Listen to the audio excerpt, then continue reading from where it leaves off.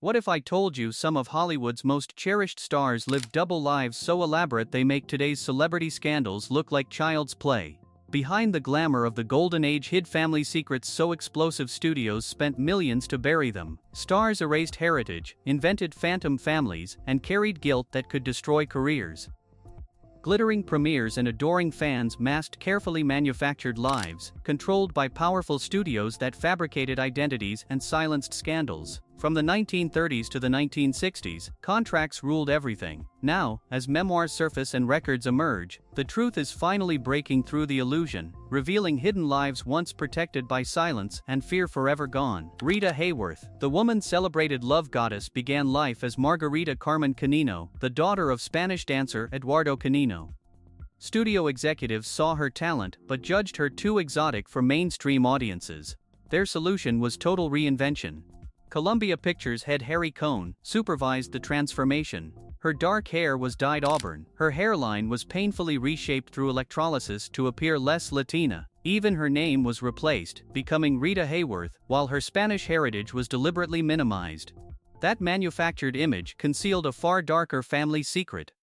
Behind the glamour was a childhood marked by trauma. From age 12, Rita was forced by her father to perform as his dance partner, traveling through casinos and remote towns. During those tours, she endured assault at his hands. She later confided this devastating truth to her second husband, Orson Welles. While audiences admired her confidence in films like Gilda, Rita battled deep insecurity and destructive relationships. "They go to bed with Gilda and wake up with me," she once said. Fame never freed her from the past.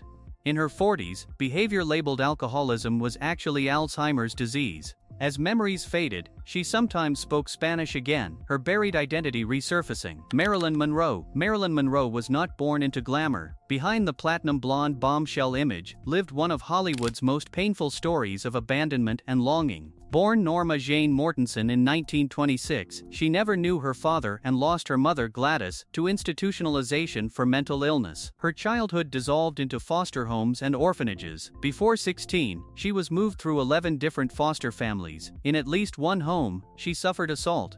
Anxiety left her with a stutter that followed her into adulthood.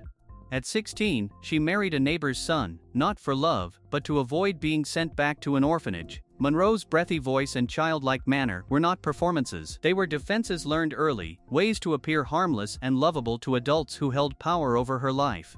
Fame never erased the damage. Despite global adoration, she was haunted by the certainty that everyone would leave. That fear fueled desperate relationships, 3 failed marriages, psychiatric hospitalizations, and dependence on sleeping pills and alcohol. Her relationships with powerful men, including John F. Kennedy, reflected a search for the father she never had. Even at her peak, she phoned friends at night, terrified of being alone. Charlie Chaplin. Charlie Chaplin's brilliance as a comedian concealed a life shaped by scandal and personal turmoil. His relationships with much younger women repeatedly drew scrutiny and legal conflict. In 1943, actress Joan Barry filed a paternity suit, claiming Chaplin had fathered her child. Although blood tests showed he was not the father, California law barred such evidence, and Chaplin was ordered to pay child support. The case severely damaged his standing in the United States.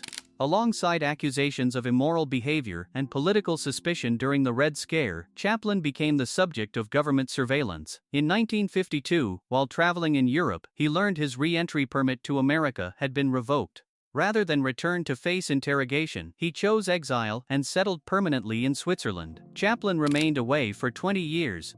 When he finally returned in 1972 to accept an honorary Academy Award, he received a 12-minute standing ovation, among the longest in Oscar history. Away from controversy, Chaplin found stability later in life. With Una O'Neill, 36 years his junior, he became a devoted father to their 8 children. The man who brought laughter worldwide spent decades confronting judgment, proving fame offered no shield. Before the next secret, hit subscribe for more untold, dark history. Jack Nicholson. Jack Nicholson discovered a life-altering truth in 1974. The woman he believed was his sister, June, was actually his mother. The woman he knew as his mother, Ethel, was his grandmother. The deception began in 1937 to conceal June's unwed pregnancy. Family roles were rearranged so convincingly that Nicholson did not learn the truth until age 37, when a Time magazine reporter uncovered it. By then, both June and Ethel had already passed away. Nicholson was not publicly traumatized, but he reflected deeply on what it meant. His story exposes the harsh stigma surrounding unwed motherhood in mid-century America, when families often reshaped reality to protect reputation and survival. Despite becoming Hollywood's ultimate bachelor on screen, Nicholson grew into a devoted father. He raised 6 children from different relationships and was described by friends as affectionate, attentive, and emotionally present, perhaps responding to the confusion of his own upbringing. As Nicholson aged and his health declined, those same children surrounded him with loyalty and care. His daughter Lorraine became especially protective, helping manage his daily life. The man raised believing his mother was his sister, Joan Crawford. Joan Crawford built one of Hollywood's most controlled images, presenting herself as a glamorous star and a devoted mother to 4 adopted children. Fan magazines praised her strict household, portraying her as the model of discipline and care. That image shattered after her death. In 1978, her eldest daughter Christina published the memoir Mommy Dearest, describing a private world of abuse. Christina wrote of an alcoholic mother who inflicted physical violence, emotional cruelty, and disturbing punishments, including the infamous ban on wire hangers. Crawford's younger daughters disputed parts of the account, but the book permanently altered public perception. The story grew darker when it emerged that Crawford's youngest children may have been adopted through Georgia Tann, a notorious figure linked to child exploitation in adoption networks. Though Crawford likely knew nothing of the crimes, the revelation further complicated her legacy. What fans never saw was Crawford's relentless professionalism. She arrived on set hours early, memorized every line, and supported fellow performers. She answered fan mail personally, paid medical bills for struggling actors, and helped young women find work. Her perfectionism forged greatness on screen, but made motherhood painfully fractured for her and her children alike forever. Clark Gable and Loretta Young. At the height of Hollywood's golden age, Clark Gable and Loretta Young shared one of the industry's most explosive secrets. In 1935, while filming The Call of the Wild, the 2 stars began an affair that resulted in an unplanned pregnancy. Terrified of scandal, Young constructed an elaborate deception to protect her career. She secretly gave birth to a daughter, placed the baby briefly in an orphanage, then returned to adopt her as if she were unrelated. The child was named Judy. For years, Young maintained the fiction, never publicly revealing that Gable was the biological father. Gable never acknowledged Judy, though they met once when she was 15. When Judy questioned her resemblance to Gable, Young denied the truth. Hollywood insiders whispered, but the press never confirmed the story. The lie endured for decades. In 1966, Judy confronted her mother directly. Young finally admitted the truth, later confirmed in Judy's 1994 autobiography. The secrecy stemmed from Young's Catholic beliefs and the brutal realities of studio-era morality. The emotional cost was heavy. Young lived in constant fear of exposure. Gable remained silent. Judy grew up uncertain of her origins. Truth eventually offered healing and closure. Rock Hudson. The marriage that saved a career. In the 1950s, Rock Hudson was Hollywood's leading gentleman, handsome, charming, and presented as the perfect bachelor. Privately, he was a gay man forced to conceal his identity to survive the studio system. When rumors threatened exposure in 1955, Hudson's agent arranged a carefully staged marriage to his secretary, Phyllis Gates. The union existed solely to protect his image. It ended quietly in 1958, its purpose fulfilled. Hudson returned to a divided life, projecting heterosexual romance publicly while living his truth in secrecy. That illusion collapsed in 1985 when Hudson was diagnosed with AIDS. The revelation shattered Hollywood's fade and changed public perception of the disease. In choosing honesty, Hudson became the first major star to put a recognizable human face on AIDS. The impact was immediate. Donations to AIDS research organizations surged almost overnight. In his will, Hudson left $250,000 to help establish the American Foundation for AIDS Research. His death marked a turning point in awareness and compassion. The man who hid for decades turned months to courage. Spencer Tracy. Spencer Tracy, celebrated for moral strength in films like Boys Town, lived with a private conflict few audiences ever saw.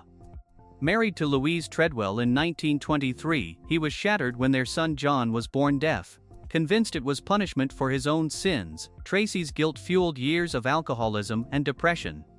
Publicly, Tracy and Louise appeared devoted partners and philanthropists. Privately, by the late 1930s, their marriage existed in name only, though divorce was never an option. His Catholic faith bound him to Louise, even as his heart moved elsewhere. In 1941, Tracy began a 26-year relationship with Katharine Hepburn. It was deeply emotional, but carefully hidden. They lived separately, avoided public acknowledgement, and allowed studio publicity to portray Hepburn as merely a friend. Hepburn accepted the arrangement, never demanding marriage or recognition.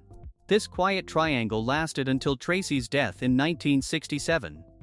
Only afterward did Hepburn acknowledge their bond, honoring Louise's privacy. The most powerful legacy belonged to Louise.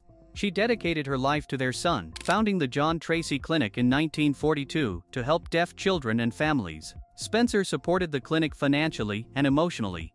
Their shared pain became purpose and redemption quietly. Elizabeth Taylor. Elizabeth Taylor's 8 marriages made her a tabloid obsession, yet behind the headlines stood a woman shaped by loss, illness, and unrelenting scrutiny. Her childhood was emotionally unsettled, as her family moved constantly to push her career forward. By her teenage years, she had become the main provider, carrying adult burdens far too early. Marriage often became less about romance and more about survival. Friends observed that Taylor feared solitude, seeking protection through attachment, even when those bonds were painful or destructive. Love, for her, was frequently a shelter. Her most famous union with Richard Burton embodied this pattern.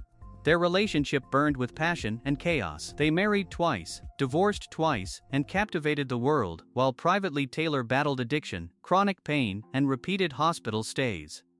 Yet her legacy extends beyond turmoil. In the 1980s, when fear and stigma surrounded AIDS, Taylor showed rare courage. She spoke openly, risked her image, and used her fame to challenge silence. By founding the Elizabeth Taylor AIDS Foundation, she transformed survival into compassion. Merle Oberon. Audiences admired Merle Oberon's exotic beauty in films like Wuthering Heights, believing she came from aristocratic British roots in Tasmania. The truth was carefully buried. The Oscar-nominated actress was born Estelle Merle O'Brien Thompson in Bombay, India, in 1911. She was the daughter of a 14-year-old mother of mixed heritage and a British father. The circumstances were tragic. Her biological mother, Constance, had been assaulted, likely by her stepfather, Arthur Thompson. To hide this reality, the child was raised believing her grandmother Charlotte was her mother and that Constance was her sister. When Merle became a star, the studio erased her past completely. Publicists invented a Tasmanian origin, chosen because official records had been destroyed by fire. Oberon guarded this fiction fiercely, even avoiding Australia for years out of fear. Maintaining the lie required constant vigilance. She endured painful skin treatments and relied on specialized lighting to mask her mixed-race complexion. Even her husband and children never knew the truth. Discovery would have ended her career instantly. Behind the secrecy was a generous, fragile woman. Oberon quietly supported children's charities and confided to friends her crushing loneliness, that she could never reveal who she was. Hollywood hid the truth. These stories finally reveal it. Like the video and subscribe for more untold secrets behind the spotlight.